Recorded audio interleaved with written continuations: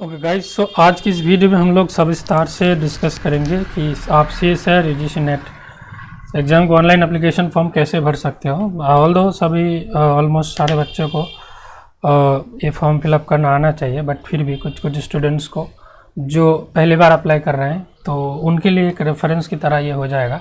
So let's start. तो पहले जब आप अप्लाई करोगे आप csir.nta.ac.in पे अप्लाई जाओगे, फिर वहाँ से आप इस वेबसाइट पे आ जाओगे। ठीक है, तो आपको सबसे पहले रजिस्टर करना पड़ेगा। जब अगर नए अप्लाई कर रहे हो तो only registered candidate log in here. So before going into that you have to first get yourself registered. तो मोटा मोटा तौर पे 3 स्टेप्स हैं। पहला स्टेप है ऑनलाइन रजिस्ट्रेशन, दूसरा स्टेप है ऑनलाइन एप्लीकेशन फॉर्म फिलअप करना, तीसरा में आप एग्जामिनेशन जो फीस है उसको भर सकते हो। तो सबसे पहले आप इस वाले ऑप्शन पे जाएंगे, न्यू कैंडिडेट रजिस्टर हियर। ठीक है, इस ऑप्शन को क्लिक करने से ये वाला पेज खुल जाएगा आपका, जैसे आप देख सकते हो। तो यहाँ पे सबसे पहले यहाँ पे देख रहे हैं डाउनलोड इन्फॉर्मेशन बुलेटिन, ये दिखाएगा। इसको आप डाउनलोड करके जो भी चीज़ें टेक्निकल डिटेल्स हैं वो पढ़ सकते हो। ये पढ़ना बहुत ज़रूरी है। अगर आप पहली बार इस एग्ज़ाम में अप्लाई कर रहे हो तो पूरा नोटिफिकेशन एक बार थॉरली पढ़ लेना, क्या क्या चीज़ है, क्या क्या क्राइटेरिया है, सब कुछ। एग्जामिनेशन फ़ीस की बात करें तो जनरल के लिए आपका 1100 है, OBC NCL EWS कैटेगरीज के लिए 550, SC ST और थर्ड जेंडर के लिए 275 एंड PWD कैंडिडेट्स के लिए फ्री ऑफ कॉस्ट। तो यहाँ पे सब चीज़ें बताया गया है, आप इसको पढ़ सकते हो।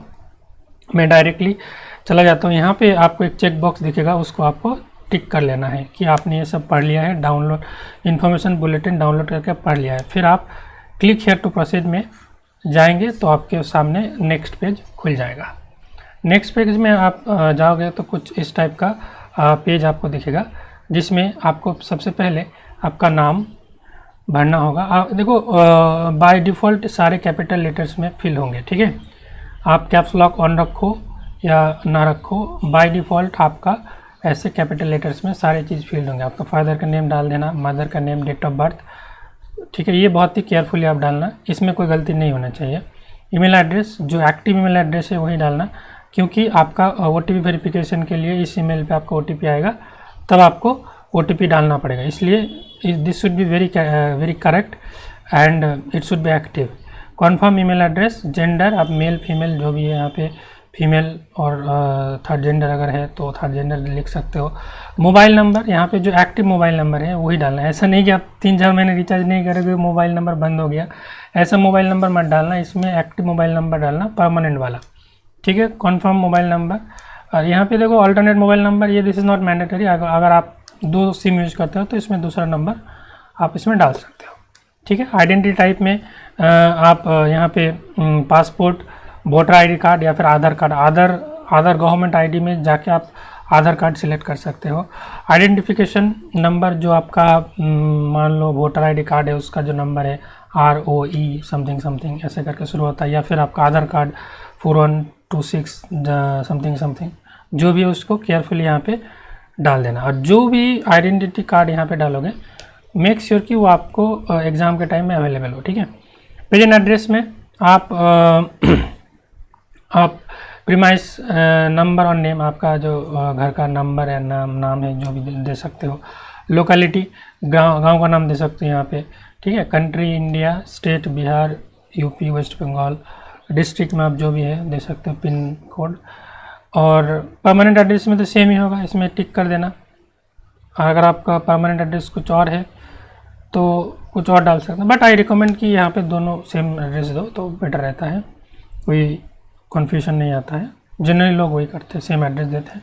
पासवर्ड चूज करना एक बहुत ही यहाँ पे थोड़ा सा प्रॉब्लम आ सकती है, मैं आपको बता देता हूँ ताकि कोई प्रॉब्लम ना आ सके। टोटल जो आपका पासवर्ड का लेंथ होगा वो 8 कैरेक्टर्स का होगा। ठीक है, उसका पहला उसमें एक कैपिटल लेटर होना चाहिए। जैसे मैं एक एग्जाम्पल देता हूँ, जैसे CSIR, देखो C कैपिटल है तो एक क्राइटेरिया सेटिस्फाई हो गया। इसमें आपका एक नंबर भी होना चाहिए। ठीक है, CSIR नेट टोटल कितना कैरेक्टर हो गया 7, एक नंबर होना चाहिए 1 और एक स्पेशल कैरेक्टर होना चाहिए जैसे H, तो कितना हो गया 4, 3, 7, 8, 9, मतलब ये दिस विल बी सुइटेबल। तो एक एग्जाम्पल है, ये मत रख लेना, कुछ और रख लेना, ठीक है। मैं एक एग्जाम्पल देता हूँ, सेम चीज़ यहाँ पे डालना है, एक कैपिटल लेटर, एक मैंडेटरीली स्मॉल लेटर, एक नंबर और एक स्पेशल कैरेक्टर। टोटल 8 कैरेक्टर्स होना चाहिए या फिर 8 से भी ज़्यादा, 8 और मोर देन 8। अब यहाँ पे आप सिक्योरिटी पिन पे जो भी है वो बिठा देना, उसके बाद सबमिट कर देना। सबमिट करने के बाद आपके पास ये दूसरे पेज आ जाएगा। यहाँ पे सारी चीज़ें आपने जो जो डिटेल्स भरे वो सब यहाँ पे दिखा देगा। उसके बाद यहाँ पे बहुत सारे चेक बॉक्सेस होंगे, ठीक है। जैसे माय नेम है, पहले आपने नाम चेक कर लिया, अगर सब सही है तो इसको क्लिक कर दिया। आपका mother name, father name check कर लिया, यहाँ पे क्लिक कर लिया।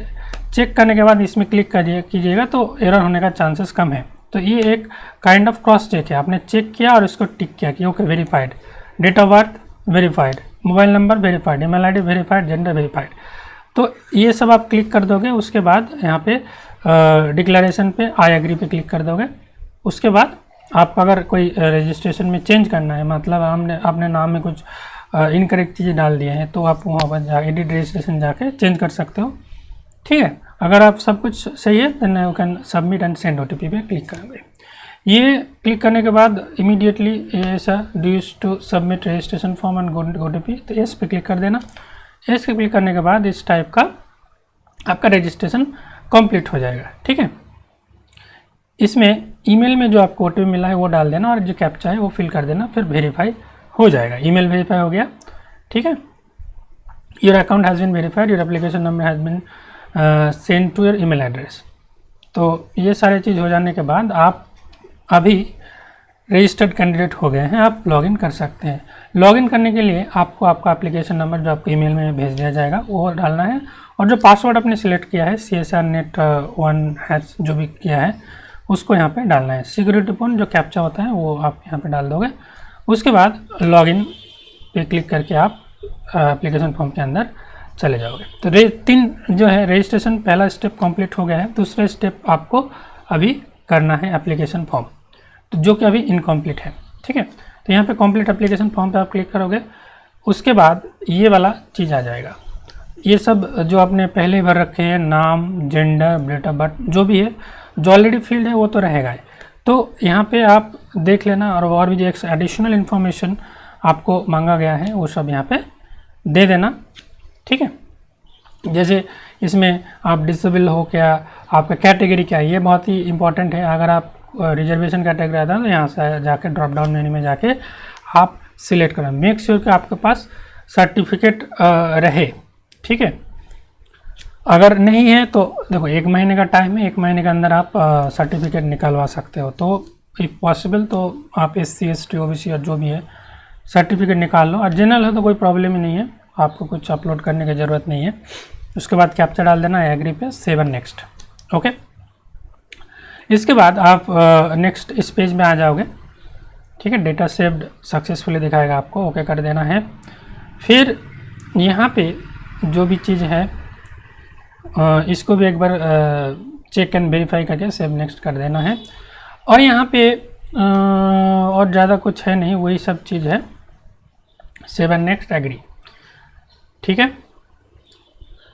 नेक्स्ट आपको यहाँ पे आधार नंबर के बारे में स्पेशली पूछा गया है, डू हैव आधार नंबर, तो यस ऑब्वियसली यस होगा, क्योंकि आधार नंबर नहीं है ऐसे तो अभी तो आई थिंक कम ही लोग होंगे या फिर नहीं होंगे, मुझे इतना लगता है। और जो भी चीज़ मांग रहा है यहाँ पे आप दे देना, फिर आई एग्री पे क्लिक करके सेव एंड नेक्स्ट। इसके बाद ओके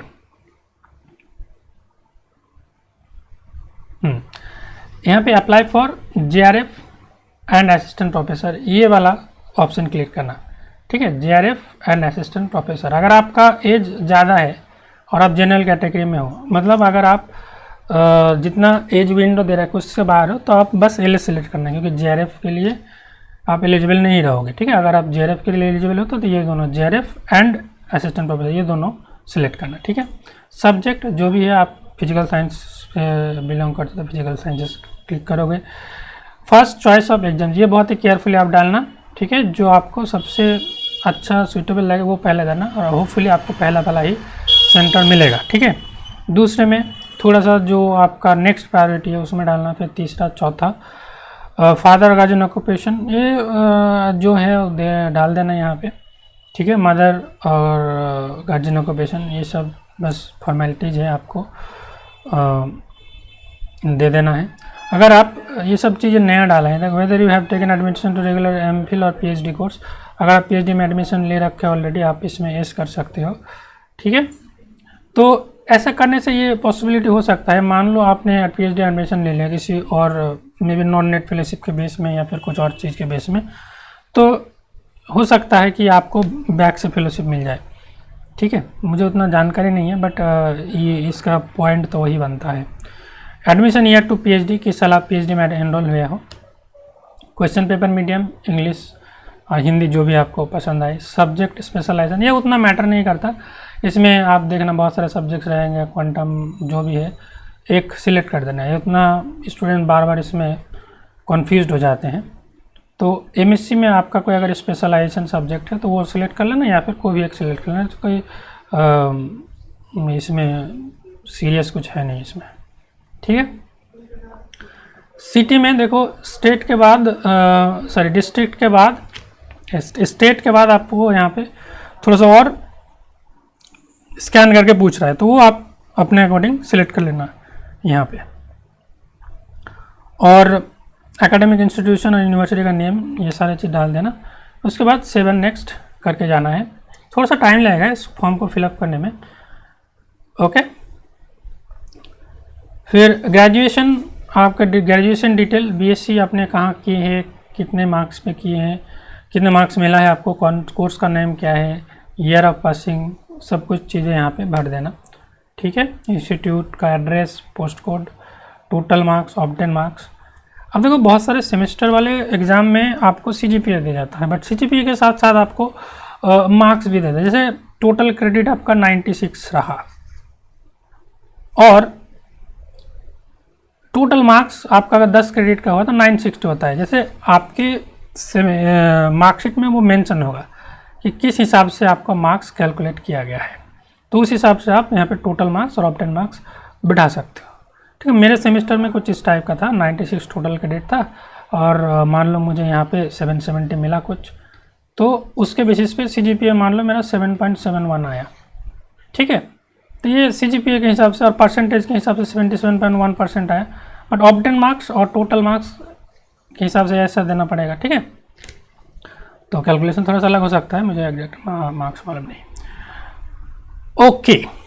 अब एमएससी के डिटेल्स यहाँ पे मांग रहे हैं, पोस्ट ग्रेजुएशन क्वालिफिकेशन डिटेल, तो आप यहाँ पे डिटेल्स भर देना, ईयर ऑफ पासिंग और अपीयरिंग, ओके। यहाँ पे देखो आप पास स्टेटस में पास्ट है, अगर आप पास किए हो तो पासिंग ईयर डाल देना, अगर ईयर ऑफ अपीयरिंग है, अगर करेंटली आप चल रहा है तो 2023 डालना, ठीक है।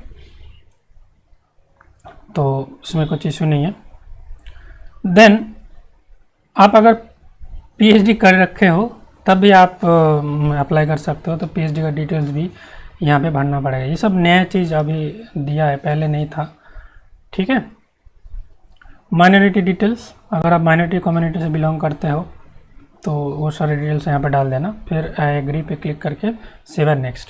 मतलब जितना कुछ इन्फॉर्मेशन है आपसे निकलवा लिया जाएगा। फ़ोटो आप यहाँ पे 10 to 200 KB के अंदर जो फ़ोटो है आपका, फ़ोटो यहाँ पे डाल सकते हो। सिग्नेचर 4 to 30 KB के बीच होना चाहिए। कैटेगरी सर्टिफिकेट और PWD certificate if you have. तो ये 3 चीज़ बस आपको अपलोड करना है, बस हो गया आपका। और देखो अभी मार्कशीट अप्लाई करने का मतलब अपलोड करने का कुछ बोला नहीं है, तो ये मे भी बाद में जाके आपको अपलोड करना पड़े, तो आपकी एप्लीकेशन डिटेल बहुत केयरफुली आप संभाल के रखो, ठीक है। तो ये हो गया, सेव नेक्स्ट कर देना, तो आपको ओवरऑल ऐसे एप्लीकेशन फॉर्म दिख जाएगा। इसमें कोई अगर गलती है तो आप उसको बैक में जाके क्लिक करके चेक कर सकते हो या फिर करेक्ट कर सकते हो, अदरवाइज यू कैन सबमिट, ठीक है। सबमिट करने से पहले, फाइनल सबमिट से पहले ये सब चीज़ें वेरीफाई कर सकते हैं। देखो ये कितने बार क्रॉस चेक हो रहा है ताकि कोई भी मिस्टेक आपके द्वारा अननोइंगली ना हो, ठीक है। तो आप ये सब को चेक करके क्लिक कर देना सबके चीज़ें, उसके बाद फाइनल सबमिट में आप क्लिक कर देना, तो फिर फाइनल सबमिट हो जाएगा आपका। तो कुछ इस टाइप का एप्लीकेशन फॉर्म आपको दिख जाएगा, ठीक है। और इसको सेव कर लेना।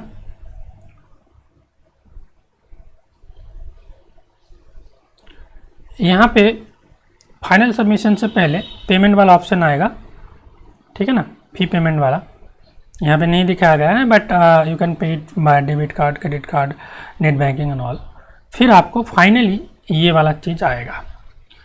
Before I end this video, let me tell you guys that if you are appearing for the CSR Net 2023 December examination, test series is very important. Test series आपको देना ही पड़ेगा, तो इसलिए हम लोगों ने ये टेस्ट सीरीज लॉन्च किया है, CSR Net 2023 दिसंबर टेस्ट सीरीज। आप देख सकते हो यहाँ पे आपको सिंगल यूनिट टेस्ट मिलेगा 10, बाई यूनिट टेस्ट मिलेगा 5, मतलब 2 यूनिट एक साथ मिला के, ट्राई यूनिट्स 3 मिलेगा, हाफ सिलेबस टेस्ट 2 मिलेगा और फुल यूनिट टेस्ट 5 मिलेगा विथ डिटेल्ड सॉल्यूशन। आप ये एग्ज़ाम लैपटॉप में दे सकते हो या फिर मोबाइल एप्लीकेशन पे दे सकते हो। और बहुत सारे गुड फीचर है, जैसे systematic 4 time revision, new problems from standard text book and total of 760 plus solve problems and many other good things. So it's a very good opportunity guys, you can take it at this minimal price. And another exam which is going to be occurred at 19th of November, BIC technical officer C examination, उसके लिए भी test series launch किया गया है। Total 5 test आपको रहेगा। Real exam में जिस टाइप का क्वेश्चंस आएंगे, जितना क्वेश्चन आएंगे, जितना टाइम रहेगा, सेम फॉर्मेट पे आपको 5 टोटल टेस्ट मिलेंगे। हर टेस्ट में 50 क्वेश्चन एज यूजुअल आपको जो एग्जाम फॉर्मेट है उसके रेस्पेक्ट में रहेगा। टेस्ट 1 ऑलरेडी लाइव हो चुके हैं, टेस्ट 2 5 तारीख को लाइव होगा। एक बार लाइव हो गया मतलब एक्सपायरी डेट तक आप उसको अनलिमिटेड टाइम अटेम्प्ट कर सकते हो।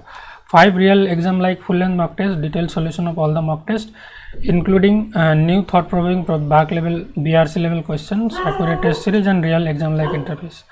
So take these test series guys, and this is all for this video. Thank you very much. See you in the next video. Bye.